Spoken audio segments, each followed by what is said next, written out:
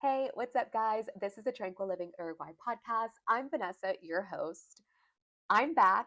I'm back from a little hiatus, and after taking a bit of a break, I thought we'd do something a little different, just a casual kind of podcast, and have a little catch up, giving you insights on winter happenings and life lately here in Uruguay. So let's get into it. Winter isn't coming, it's here. Winter is from June to August here in Uruguay. And remember, we are in the Southern Hemisphere, so the seasons are opposite to those in North America, for example, and what I was used to in the US.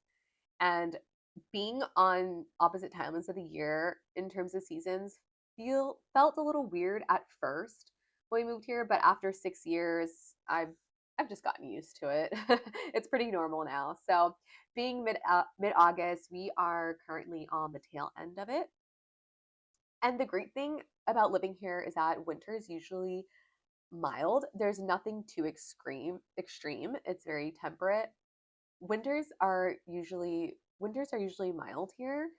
There's no extremes actually on either end. On like too cold, there's no snowing blizzard, and there's no extreme heat. Growing up in the south of the United States, I'd say winter here is very much like the Gulf Coast of the United States. And I actually enjoy kind of experiencing different seasons because it takes away from the monotony. We actually got a lot of rain this past week, and it affected some areas. There was hail, fallen trees in some areas. But I mean, we were actually spared. It didn't affect our power or anything. I think like northern rural parts of Uruguay is what actually got affected. Coming from a hurricane prone area, these storms are pretty mild and don't concern me. So with winter comes cold and flu season, especially if you have school aged kids like I do. In the past, we got hit pretty bad with being sick. Maybe I think it was like our body getting used to like the viruses here and the germs, and this was like preschool era of my daughter. Could have been a COVID strain, I don't know, but it hasn't been as bad since then, I would say. And then when you do get sick, you have to go to a pharmacy here to get cold or flu medicine. We don't have like a Walmart or Target type catch-all store where you can get like, medication or cold and flu medicine. You have to go to an actual physical pharmacy for that. So ibuprofen and Tylenol are available here. They call Tylenol paracetamol, and I haven't really found anything as good as like a strong Sudafed PM or a Dayquil NyQuil equivalent back in the US. That's what I used to like taking. And I haven't found that here. For sore throats, doctors like to prescribe a syrup. They call it a jarabe, but it kind of just soothes the throat for the moment. Doesn't really do too much, I would say. Same with throat lozenges or lozenges. I never know how to say that word. But anyways, those candies that you suck on for your throat to make it feel better. The strong stuff with medicine doesn't exist here. We do have this one like candy that is honey flavored, but like I said, no medicine. It just kind of soothes in the moment. If you live in Uruguay and you know of stronger stuff, please let me know. I'd be so thankful. I usually take vitamin C here throughout the winter. I usually do the tablets where you can, the chewable ones, or the ones that dissolve in water, kind of like an antacid. You just drop a little tablet in the water.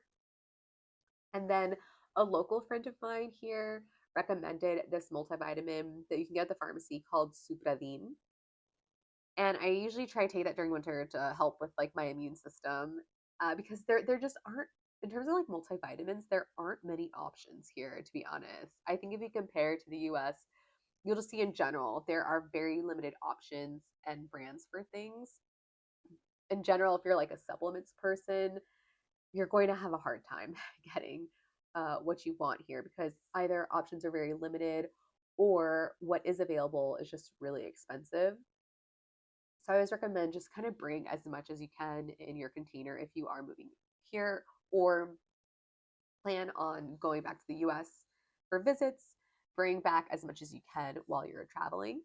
At the pharmacy here, you can pretty much get anything over the counter, like antibiotics, for example. The pharmacists are pretty knowledgeable and they give good advice. And speaking of medicine, I did speak about getting medication in my previous healthcare podcasts. You can go check those out. I did a part one and part two of private healthcare here in Uruguay. And if you just walk into a local pharmacy, like the Pharma Shop, for example, is one of the pharmacy chains here, prescription medicine will be more expensive than if you were to get a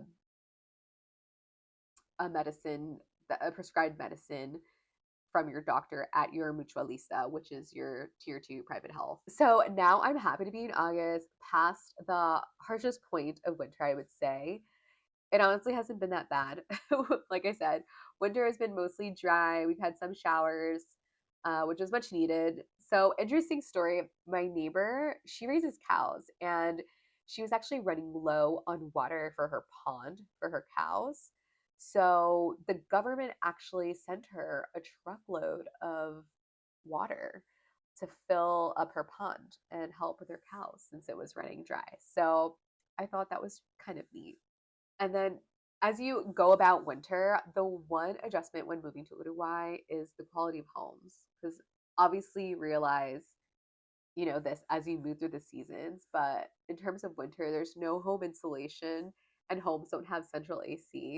Therefore, it's common to heat your homes here with wood burning fireplaces. You can pick up wood from like your local leñeria. Leña is the name for wood here.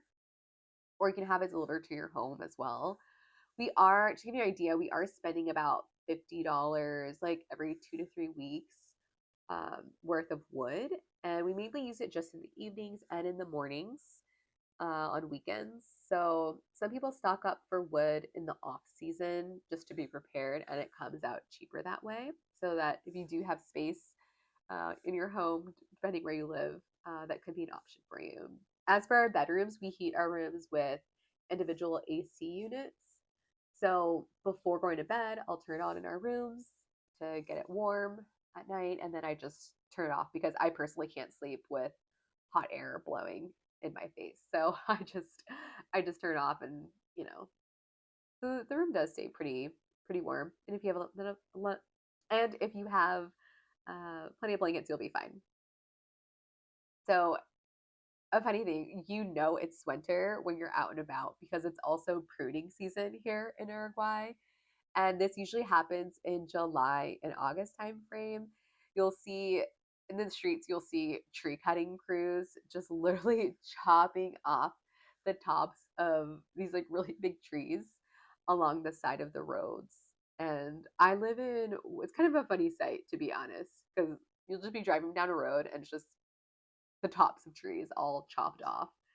And I live in wine country, so there's a lot of farmland as well as um, like orchards and pruning activity in the area with the vineyards. So there's usually a lot of activity for pruning here in the winter. Oh, then okay, so this year we experienced the community excitement around the Uruguay national team going to the World Cup for the second time. It was more obvious this time around than the last time in 2022, maybe because back then it was still COVID era times. So this year there was just like a ton of like hype and excitement around with like merch, flags, street vendors selling things on the side of the roads. We personally bought flags and shirts, and stores were decorated with Uruguayan gear and flags. It was just back in June, it was just like a really fun atmosphere kind of leading up to the games. And especially at my daughter's school, too. Her teacher made their class of 12 as an Uruguayan soccer team, and they worked together on activities and team projects with just that hype and excitement around the World Cup theme. So that was really cute. It was really cool to see how the World Cup here really brings kids and families and friends together and the country as a whole. It was really fun because at stores there'd be like really nice like World Cup jingles and like just World Cup themed everything everywhere. So for the World Cup, most people watch at home. Comparing it to Super Bowl back in the US, if you're out and about in the stores, there's like lots of sales on like big screen TVs and things like that because people like to watch at home. And Uruguay is a really small country. So, more likely than not, locals actually personally know the soccer players. They're either like childhood friends, a friend of a family member, grew up in the same neighborhood, or somebody, for example, like my cleaning lady, she like is really good friends with the aunt of one of the Uruguayan soccer players. So we kind of got a little inside scoop on the team, and they're traveling there to the games and things from that family member. So I personally watched the first game at one of the mercados in Montevideo. The mercados are usually these large food halls with like international food stands and kind of like a drinks area. And my daughter was at a coincidentally at a birthday party for the first game at that exact time. So I ended up watching it at the Mercado on the big screen. And the other two games we did watch at home. So for Uruguay not to win a game was actually really disappointing, but at the same time, it was really cool just to see the hype of Uruguay and all the support here in the country. So so the school winter break happened in July, the first week of July. It was a week long. This time we stayed local. Normally we travel to Bariloche in Argentina. It's a beautiful mountain town in the Patagonia. We love it. There's snow with skiing and snowboarding, great breweries, amazing, delicious chocolate shops. And we went the last 3 years, but we didn't go this year because now it's significantly more expensive to travel to Argentina. And we just we just decided to forego that trip. But if you do have an opportunity to go to Argentina, Bariloche is absolutely beautiful during winter. That is where we go to get our winter mountain fix and to touch snow. So during winter break, we stay local here in Uruguay, and it's a great time for local entertainment in the arts, I would say. Lots of theaters have shows that are targeted towards kids since they are on a 1 week vacation. And it's also a great indoor activity because it's a little chilly outside. So I love seeing live performances and I just really appreciate the performing arts. That is one of the reasons why I wanted to live in or near Montevideo because of having the opportunity to go and have these experiences and see performing arts. So this year we ended up seeing one musical that was Alice in Wonderland and an Aladdin musical. And both were actually fantastic. They put on a great production and it was actually beautiful, high quality costumes. I personally was like really impressed. And the theater we had gone this was the first time I'd gone to the Sodre Theater. It was really nice and beautiful. And the tickets were just like $15 for balcony seats. It really wasn't, you're not going to break the bank going to see a musical or a play or a performance as a family. So that was really neat and fun. Another fun thing that we did was the chocolate festival. So there is this festival called El Festival del Chocolate that happens one day, once a year in the town of Nueva Helvecia. And Nueva Helvecia, Nueva Helvecia is an hour and a half from Montevideo on the way to the city of Colonia del Sacramento. So it's this cute little small town or pueblo that is known for their influence of Swiss and German settlers from like the mid to late 1800s. And they call it the Swiss colony, La Colonia Suiza. And so the festival is held every year on one day, and this small town, you can tell like the small town thrives on this yearly event. It's really cute. You can tell a lot of people attend the event, and there were just so many like coach buses that seemed to bus people in from different parts of Uruguay to attend. There was live music, lots of food vendors and artisans out selling locally made things. And we actually almost didn't go because of the weather.